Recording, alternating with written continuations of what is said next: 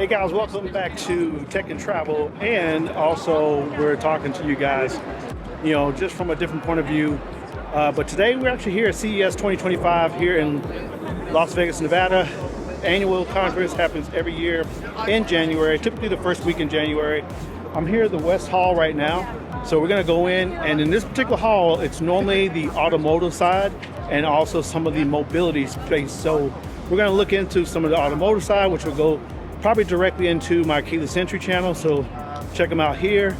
But also we're going to look at other aspects of technology that you may see coming to you soon, whether it be in a workspace environment, or you may see this actually happen in your personal space as a consumer.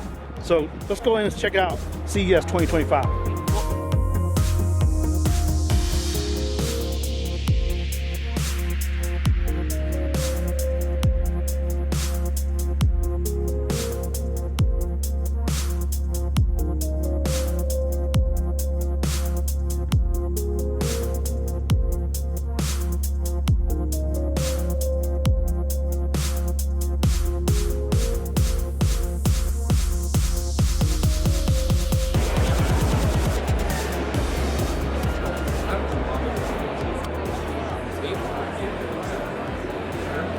All right, so we're here at the AWS booth. This is a vehicle that I actually almost bought. This is the Acura ZDX. Now, the ZDX is unique because it actually does work on the GM OTM platform along with the Honda Prologue. But what we're seeing here is at the AWS booth, they're actually integrating Android Automotive within their own ADAS system for AWS. So we're going to kind of walk around the Amazon booth to see exactly what they have going on, and hopefully get a little interviews to talk a little bit more about the automotive side. Like my previous jobs, I covered Daimler, exploring the vehicle details, maybe choosing different configurations, choosing accessories. So the accessories are often the biggest upsell for the car manufacturers. So they want people to.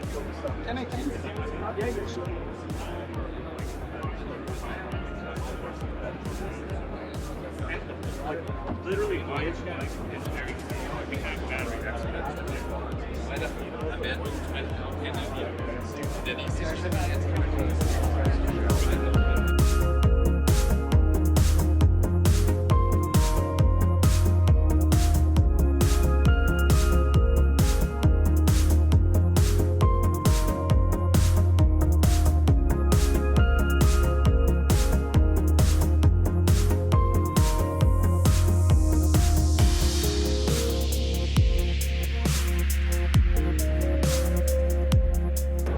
Okay guys, so I actually have Roger here who's going to give us a little bit of a description of what we're actually seeing here for Telex as a company.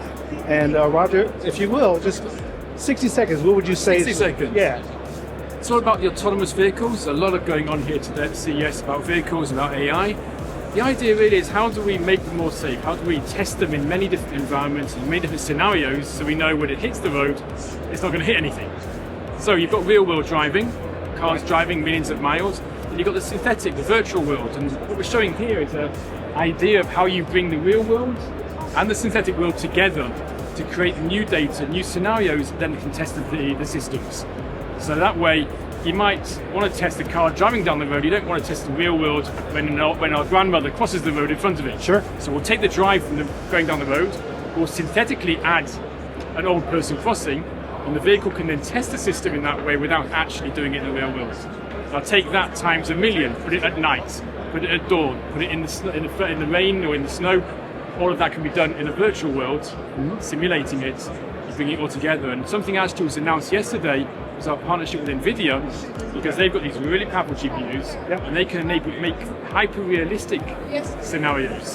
So when you're looking at the video we're creating, the question is this from a real-world video, or is this generated by computer? Right. That in turn can then train these systems with really realistic scenarios, bringing us to this safer driving future we're all hoping for. So Roger, I got one question for you. Actually, two questions. One is, what is the sensitivity as far as like how low light could this guy actually see? And then two is, where are you at in production cycle? Are you still concept, or are you looking to move to a production cycle soon? So we don't do the actual hardware. Okay. And so that's the company here, but Innoviz, they do LiDARs, for example. Okay. Arbe, they do radars. But this is just I saw an artist who did this and I thought, oh, that is amazing. Right. And it actually ties in with the story. Sure. We're doing is the scenario generation. Okay. Now you asked about production. Yes, we're in production. So there's level 4 urban driving companies, there's trucking companies that are using our system to train their systems before they go on the road. Train the trucks, train the taxis before they go on the road to make sure they can launch with confidence, knowing that they've covered all the bases. So yeah, we're already doing that, and keep doing much more next year. Well, Roger, great to meet you. Pleasure. And I think that's something I didn't know about, is the fact that it's a really good scalable scenario where you're talking about testing phase, then moving into production, and then having this overlap with your autonomous vehicles and pretty much future vehicles on the road, because all cars eventually will have some form of autonomous driving down the road. But with these guys, we know we're going to get there really quick. It's going to continuously get better. There you go. Thanks, sir. Cheers. Have a good one. So we've been talking about autonomous driving for quite a bit. Ever since last year, we've seen autonomous driving become a real big hit. Right here, we're at the Innoviz booth, and here we got two cars I actually really do like. First, the Audi Buzz. My wife thinks it's ugly, and she would never want me to get one. But me personally, I think it's just very good retro, modern look. And then next to it, you've got the BMW i7. Both of these are outfitted with autonomous vehicle systems. So on the Buzz, you can see up top, you've got all the camera systems up here with that same similar 4-telix LiDAR, trained camera. Then you've got some other sensors down here at the bottom on those corners. And as we kind of roll around, you can see you've got cameras here. And there's some more cameras as well as some additional sensors up top as well. And then going down toward the bottom, you can kind of see as it goes around a full integration piece. Now, I think the Buzz is locked, so we can't get them, but you can see inside you've got multiple screens here that's actually monitoring the system, managing it. So for a robo-taxi, this is going to be great for passengers to hop into the back and really feel confident that the self-driving is done properly. In the rear of the vehicle, you can see that you've got pretty much very similar sensors that you see up front on the bumpers, cameras all over the rear of the car, which makes it very easy for you to see what's going on. And then of course the BMW i7. Now this is a little bit different. This one doesn't have all the outrageous camera systems all over the place, but what BMW's already done, and they've done this on production cars now, is they've given the i7 one of the first ones that has a really good autonomous driving system designed for interstates only, but it works really well with its surround view cameras and all the sensors that are built in. And you can see the sensors that are here are actually customized and kind of really stylized into the integration piece. So you have your standard sensors, your cameras here, all around the vehicle. And then as you look inside, it's just a standard i7. There's no big difference there. But what you get with this is you get a really good system that's designed for you to, really get an idea of what the car can do and how it actually performs. So Innoviz Technologies has been putting this, I think this is maybe the fourth or fifth year I've seen them here at CES.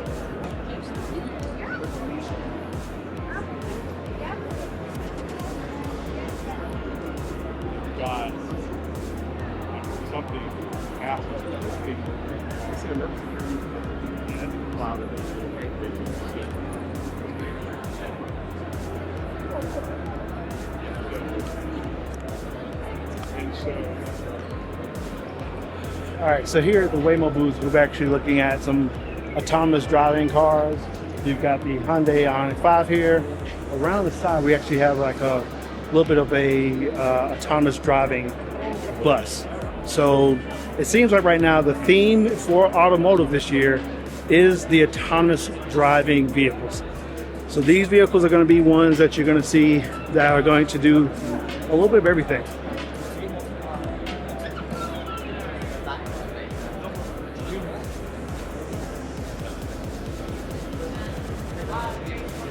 this is the Zeekr. Probably not going to come to the States no time soon, but it is already available in China.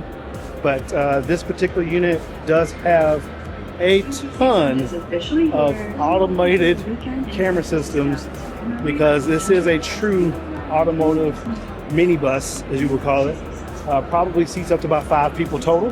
But Waymo is looking to try to bring this vehicle or something similar to the States very soon. We would have probably seen this happen with another car manufacturer, but unfortunately it didn't happen. They went out of business.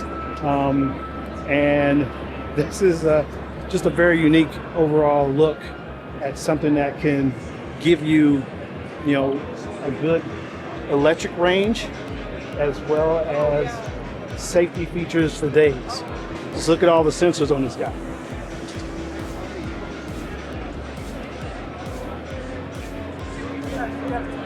If you ever want to know what happened to the Jaguar I-Pace, Waymo bought most of them and turned them into robo-taxis, not only for here, but also in California. I also believe they're being used in Arizona as well.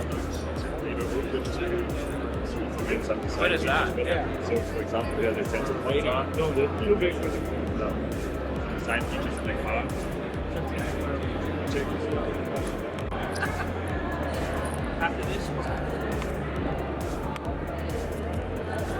Okay, so we're at the Honda booth, and last year we talked about the Honda Zero EV, basically concepts, and Honda really announced that they are going to keep moving forward with building the Honda Zero platform.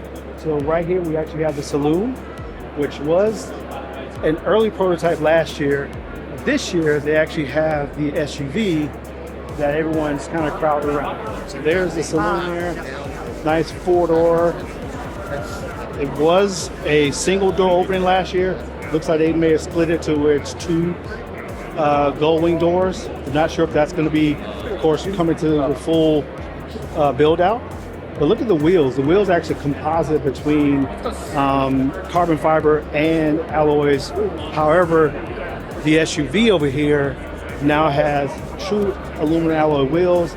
It looks to be like it's more of a finished product. So we can see that some are getting a chance to look inside.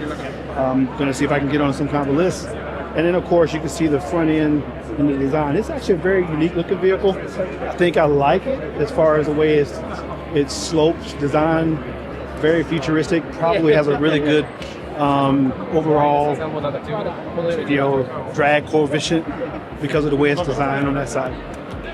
Okay, guys, we're actually here at the Scout. And I do mean Scout. This is Scout International, of course, now owned by the Volkswagen Group. Basically, coming in with 2 new EVs. You've probably already seen other channels review these guys, at their initial launch. This is the Terra here, which is the truck. And over on the other side, you have the Traveler. Beautiful, natural-looking booth. I like the way they did it. It's actually done in a nice, light wood material, so it looks really good, stands out. And then, of course, just the environment that you're in. A little windy today, but overall, this unit actually has the Harvester, which is the ability to add a gas engine inside to help regenerate the actual battery and the powertrain. And as we come around to the front, you can see you got these really nice LED headlamps with the daytime running lamps, and a really nice behind the grille glow. I don't know if you can kind of see that on the camera, but it really stands out right up in here. You got this nice halo effect, and of course the Scout logo is illuminated as well. Really nice design, much bigger than I thought it was going to be in person. This is not a small vehicle by means. I would say it's a little bit bigger than the Rivian R1T, which may have some inspirations from, but definitely a little bit different platform altogether. And then here's the Traveler. The Traveler, of course, being an SUV, has a much, I think, better road appeal. I'm not a big truck guy, but of course, just the style of it looks to me more Jeep and Bronco-ish. However, I would say it might be a little bit bigger than the Bronco.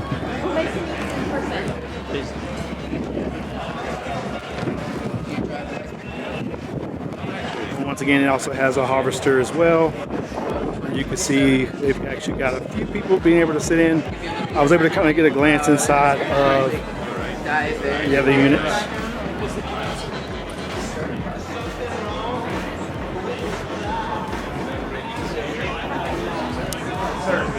Oh, sorry.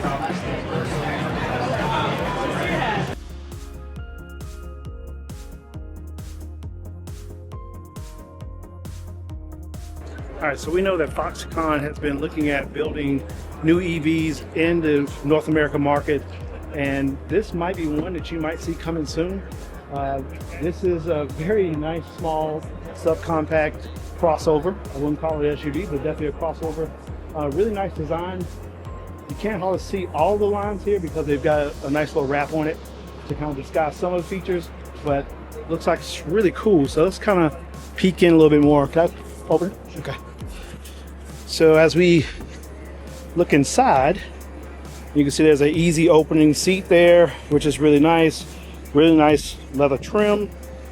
And of course, as you kind of look into the dashboard, large touchscreen center panel, probably around 15 inches. A small driver information display. Really nice leather seats. I like the way these feel. These are really soft, plush, perforated leather. Has a Foxtron logos up there, and then place to put your phones down here, wireless charger, USB-C ports. You know, really nice interior. Looks like it is a 10-way driver seat, maybe just 8-way. No lumbar I don't see, but you have seat memory, which is nice to see. So overall, just a nice product. Surround view cameras, you can see there's a camera here, indicator inside the mirror. I do like the wheels, aero wheels with a nice design to them. And then down here at the bottom, this is your front. And of course it actually has a front end spoiler, so you can actually see that you got a little opening there. Nice headlamps. So the Model B is what we're looking at here. Good chance you may see this on the road sometime in the near future in the US.